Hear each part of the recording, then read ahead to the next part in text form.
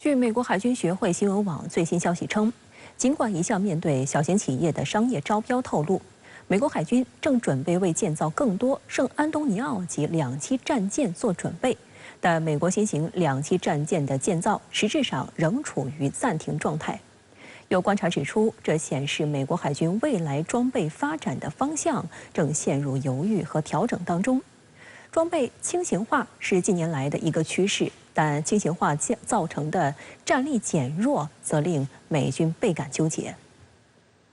报道提到，美国政府采购合同网站发布了一份长期合同，显示美国海军正在试图推进与英格尔斯造船厂签订一份多年合同，透露了一款新型 Flight II 批次圣安东尼奥级两栖船坞运输舰。合同文档透露，美海军将采购3艘。2014年，美国海军更新了两栖作战战略，圣安东尼奥级 Flight II 批次就是按照当时的战略目标设计。外界注意到，其主要改动就是轻型化，一些高端功能被精简，直升机库等装备和部队容纳能力缩小，医疗空间减半，主机数量减半，但指挥和控制能力则进行升级。目前这一型号的两栖船坞运输舰首舰 LPD-30 哈里斯堡号已于去年1月在英格尔斯造船厂开始铺设龙骨。不过，令外界颇感意外的是，美国海军在一份声明中表示，目前并不准备为后续舰签署长期合同。美国海军称之为战略暂停。深圳卫视注意到，此事早有端倪。今年3月，美国海军学会新闻网报道称，该国国防部长办公室指导的一项新研究暂停了两栖舰艇的采购。当时发布的美国海军2024财年预算提案也显示，圣安东尼奥级 Flight II 批次项目已经暂停。而根据美国海军最初的想法，是要采购至少13艘同型号舰艇。深圳卫视特约评论员石红表示，暂停圣安东尼奥级 Flight II 批次项目的最大原因就是美国海军对于低配版的圣安东尼奥级并不满意。它之前呢之所以降档，是因为呢好批钱嘛，因为呢像美国海军要提出来这种建造计划的话，那需要美国议会呢给批钱，但是呢，要把这个价格呢搞得太高的话啊，美国议会呢现在不容易给他批，所以呢他之前是降档。但是我们现在也都知道嘛，美国在搞所谓的大国竞争嘛，他对于舰艇的这个性能啊提出来更高的要求了。那之前的这种降档版呢，显然是不能够满足他的要求的，所以啊他现在也就不想要这种降档了。值得注意的是，2023年5月，美国派出一支由3艘军舰组成的编队前往苏丹港执行撤侨任务。美国媒体指责其反应迟缓，撤离人数有限。包括美海军陆战队作战司司长罗杰特纳在内的多名高级军官借机表示，此次行动暴露出美军大型两栖舰船数量不足、载运能力降低，一旦出现紧急情况将无力应对等问题。美国海军呼吁保持并增加大型两栖舰船的数量，要求巩固和提升两栖戒备群的实力，以确保在全球范围内维持武力威慑。近年来，美航母战斗群和两栖戒备群经常赴印太区域展开任务。根据美国海军的设想，在海上长期保持至少2个两栖戒备群，并能够在短时间内迅速部署5个两栖戒备群，还要为演习、训练等活动预留一定数量的大型两栖舰船。2022年，美国海军陆战队和海军确定了31艘大型两栖舰船的最低需求。根据部署要求，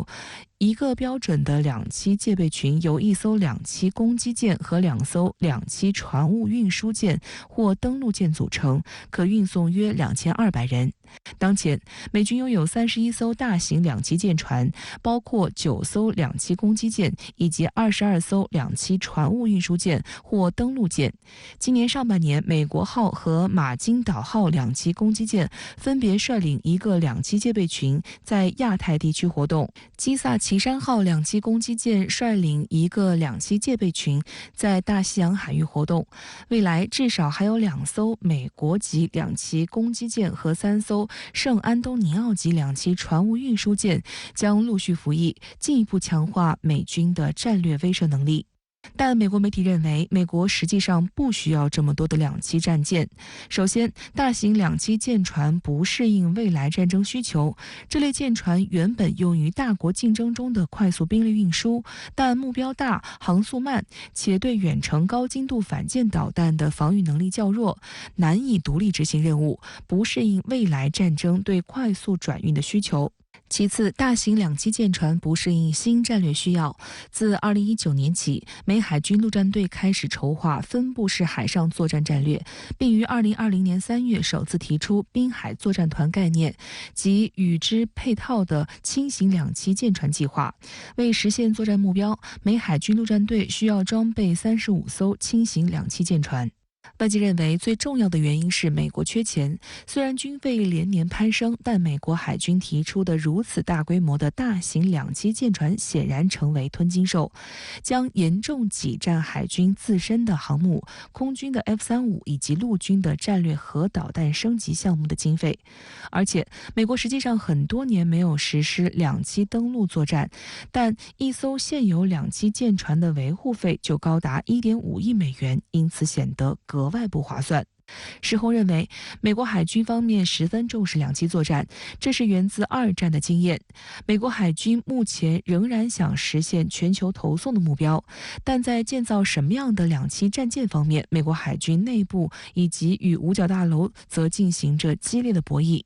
一个现实问题是，未来战争到底是靠大型还是小型两栖舰船，仍然令美军高层十分纠结。而即使是轻型的两栖舰船，仍然耗资不菲。石洪认为，这方面的纠结揭露了一个事实，那就是美国遇到的最大问题其实是它的国力已经难以支撑其全球霸权的战略。这个问题呢，如果不解决，美国呢，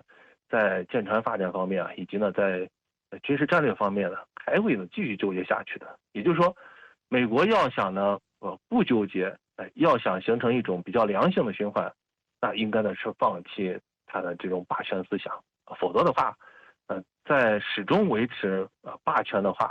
那美国呢在军事方面的投入只会越来越大，那就是穷兵黩武这种穷兵黩武对于任何一个国家来说都是不可承受之重啊。实际上，美国海军半途而废的项目不少，例如前些年受关注度很高的滨海战斗舰，被宣称将用于未来战争，但相关订单后来被砍掉。目前服役的滨海战斗舰也很少被关注。近年来，美国海军还宣布发现了一些结构性缺陷，透露出不想要滨海战斗舰的信息。美国海军订单不稳，造成美国造船业的严重损失。据统计，自2000年以来，已经有超过2万名骨干技术人才流失。